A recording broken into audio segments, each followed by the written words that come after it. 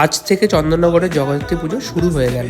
গতকাল পঞ্চমী ছিল, আর পঞ্চমীর দিনই বাইক অ্যালাউ করে, তাই বাইক নিয়ে বেরিয়ে পড়লাম ঠাকুর দেখতে। মেন রোডে কালকেও অ্যালাউ করছিল না, তাই গলিগালা দিয়ে প্রথম চলে গেলাম মানকুণ্ডুর স্পোর্টিং ক্লাবের ঠাকুর দেখতে।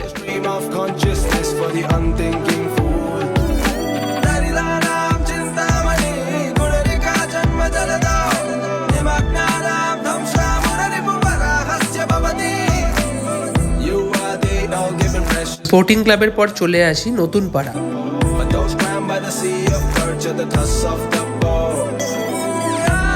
এবার বেশ হেঁটে হেঁটে যাচ্ছি নিয়োগী বাগানের ঠাকুর দেখতে।